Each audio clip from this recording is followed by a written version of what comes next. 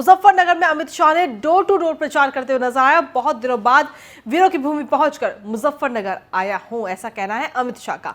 साथ ही अमित शाह ने कहा कि राजा परीक्षित की भूमि को प्रणाम करता हूं, महेंद्र सिंह टिकैत जी को भी प्रणाम करता हूं, चौधरी चरण सिंह को भी मैं नमन करता हूं। मुजफ्फरनगर ने हमेशा किसानों की आवाज बुलंद की है। जब मैं यूपी का प्रभारी बना तो शुरू में ही दंगे हो गए, जो पीड़ित थे वो आरोपी बना दिए गए, जिन्होंने दंगे किए उनको कुछ नहीं हुआ। और क्या कुछ कहा इस दौरान अमित शाह ने, आइए सुनते हैं। तब 14, 17 और 19 तीनों चुनाव मेरे नजर के सामने से गुजरे। मैं जब प्रभारी बना उत्तर प्रदेश का, शुरू में ही दंगे हो गए। मैं यहां आया, मैंने दंगों की वेदना को जाना था, पहचाना था।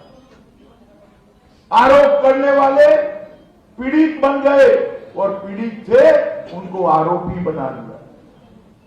खैर, मैं बाद में बात करूंगा, मगर मैं आज भी दंगों की वो पीड़ा को भूला नहीं। फिर भी 14, 17 और 19 को जब भी यहां भारतीय जनता पार्टी आई, जब भी मैं आया, जब भी मोदी जी आए, आपने भाजपा की झोली को वोटों से भरकर यहां से हमारे मुजफ्फरनगर है, जिसने 2017 में, 2014 में और 2019 भारतीय जनता पार्टी की उत्तर प्रदेश में प्रचंड विजय की नींव डालने का काम किया। यहीं से लहर उठती है जो काशी तक जाती है और हमारे विरोधियों का सुपड़ा साफ करती है। इस बार भी मुझे भरोसा है कि यहां से ही भारतीय जनता पार्टी के विजय की नींव डाली जाए। तो उत्तर प्रदेश में 12-13 में मैं जब घूमता था, ऐसे ही मंच पर कार्यकर्ता बैठे होते थे और कहते थे, अमित भाई आपकी सिक्योरिटी का क्या हाल है? यहां पर हर व्यक्ति को सिक्योरिटी की चिंता होती है। जिस प्रकार से सपा बसपा सपा के राज में माफियाओं ने इस प्रदेश को गिरफ्त में लिया था, गैंगे बन गई थी और धर्म के आधार पर, जाति के आधार पर राजनीति करने वालों का बोलबाला, भू माफिया हो और अनेक प्रकार के माफियाओं ने यहां पर अपना कब्जा जमाया था। और आज जब मैं आया हूं, कोई सुरक्षा की बात नहीं कर रहा है। उत्तर प्रदेश के अंदर 2017 में भारतीय जनता पार्टी की, योगी आदित्यनाथ की सरकार बनने के बाद ये सारे के सारे गुंडे उत्तर प्रदेश की बाउंड्री के बाहर। वहीं देश का आम बजट आगामी 1 फरवरी को पेश किया जाएगा और कोरोना काल में दूसरी बार है जब वित्त मंत्री निर्मला सीतारमण आम बजट पेश करेंगी। वो 1 फरवरी को सुबह 11 बजे अपना बजट पेश करेंगे। और बीते साल यानी 2021 के आम बजट में कोरोना को देखते हुए कई अलग अलग तरह के प्रावधान भी किए गए थे। इसके अलावा पहली लहर में लॉकडाउन की वजह से सुस्त पड़ी इकोनॉमी को रफ्तार देने के लिए भी इस बार का ये बजट काफी अहम रहेगा और काफी उम्मीदें भी हैं। खास बात यह है कि इस बार भी बजट से पहले देश कोरोना की तीसरी लहर से जूझ रहा है और लोगों को वित्त मंत्री निर्मला सीतारमण से बहुत सारी उम्मीदें हैं। क्या कुछ है उनकी उम्मीदें, आइए सुनते हैं लोगों की राय। देखिए, हम ये चाहते हैं कि संभल से गजरौला को जो है जोड़ा जाए और जो है संभल से चंदौसी को जोड़ा जाए, ताकि यहाँ की जनता जो है, यहाँ का स्टूडेंट जो है अलीगढ़ व दिल्ली व लखनऊ से इसका संपर्क हो जाए। तो मैं ये समझता हूँ यहाँ के शिक्षा का स्तर भी बढ़ेगा और जो रोज़गार है उसको भी मतलब उन्नति मिलेगी। अगर ऐसा हो जाए तो संभल के लिए बहुत बड़ा वरदान साबित होगा। हम तो बस संभल के नहीं, अपने ये चाहेंगे हमारे यहाँ जैसे रोडवेज हो जाए पूरा, उसके अपने सारे इंतज़ाम हो जाएं। अपना पर्सनल रोडवेज नहीं है, यहाँ का किराए पर है।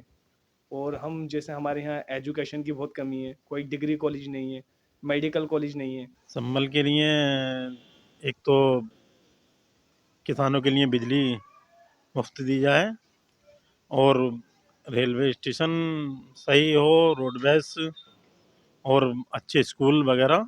सर हम एक चाहते हैं रोडवेज और रेलवे स्टेशन चाहिए यहाँ पर हमें, और कोई अच्छा डिग्री कॉलेज यहाँ बच्चे हमारे पढ़ सकें।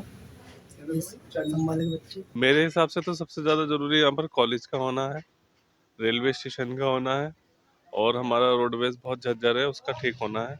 किसानों के लिए जैसे खाद पे मारामारी रही है, वो मारामारी अगर ख़त्म हो जाए तो बहुत बेहतर है और एमएसपी मिलनी चाहिए किसानों को। बजट में हमारा यही कहना है कि सबसे ज़्यादा जो हमें ज़रूरत पड़ती है, एक्चुअली मैं कलाकार हूँ तो मुझे बाहर आना जाना ज़्यादा रहता है, मेरा मुंबई रहता हूँ या कहीं आना जाना रहता है सिटी में, तो सबसे ज़्यादा तो ट्रेवल में हम संभल के लोग ज़्यादातर परेशान होते हैं। जैसे कि अभी मुरादाबाद में 12 बजे उतर जाएं हम, रात के 12 बजे, तो वहाँ से रात को हमें रोडवेज़ नहीं मिलती। यहाँ उतर जाएं भैजोई तो वहाँ से कोई गाड़ी नहीं मिलती। और दूसरी चीज़ ये है कि हमारे संभल में ट्रेन ही नहीं है। मोहम्मद रेहान। केंद्रीय सरकार का बजट आ रहा है, क्या मांगते हैं संबल के लिए? संभल के लिए रोड अच्छे होने चाहिए, रेलवे स्टेशन होना चाहिए और रेलवे स्टेशन चाहिए, यूनिवर्सिटी होनी चाहिए। संभल के लिए एक तो रोडवेज चाहिए सबसे पहले और रेलवे लाइन निकल जाए, ये बेहतर होगा और एक अच्छा सा कॉलेज बच्चों के लिए। अगर हम बजट की बात करें तो बजट जो पास हो रहा है, एक तो अगर देश के लिए बजट देखें तो जैसे कि देश में कोरोना काल में हो रहा है, वो बजट उसके बजट ज़्यादातर उन लोगों के लिए जाए जो कोरोना कोविड-19 के केस में या वैक्सीन के उसमें ज़्यादा जाए बजट। दूसरी बात, अगर हमारे ज़िले में देखें तो यहाँ रेलवे नहीं है, यहाँ रोडवेज नहीं है, यहाँ गड्ढे नहीं है, गड्ढे भरे हुए नहीं है आज तक। यहाँ पर देखिए जो यहाँ का जिला मुख्यालय था वो बजट का ऐसा हाल है कि जो वापस यहाँ से चला गया और बजट तेल के दाम बढ़े हुए हैं, दालों के दाम बढ़े हुए हैं। बजट का मेरा यह कहना है जो अभी केंद्र से बजट बनकर आ रहा है तो उस पर जो रोज़गार है, मेन चीज़ है, रोज़गार होना चाहिए। और जो ये गैस सिलेंडर है, जो महंगाई इतनी बढ़ रही है पेट्रोल डीजल पर, इस पर कंट्रोल होना चाहिए। और जो हमारे देश की जीडीपी गिरी हुई है, 3% आ चुकी है, जिसमें उसमें पाकिस्तान को, बांग्लादेश को, सभी को पीछे छोड़ दिया है।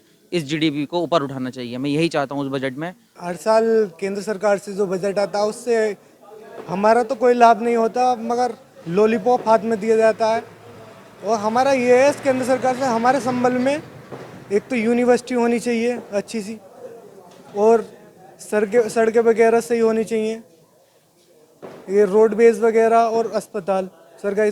केंद्र सरकार से पहले की तरह जो जुमले बोले गए थे उसी को मतलब पहले उन्होंने अब भी उन्होंने दोहराया है और उनका कोई भी बजट नहीं है, वो सिर्फ एक लॉलीपॉप है। जैसा कि उन्होंने पहले भी काफ़ी योजनाएं मतलब पास की हैं, ऐसा कुछ नहीं है, सिर्फ वो हमेशा की तरह एक जुमला रहा है।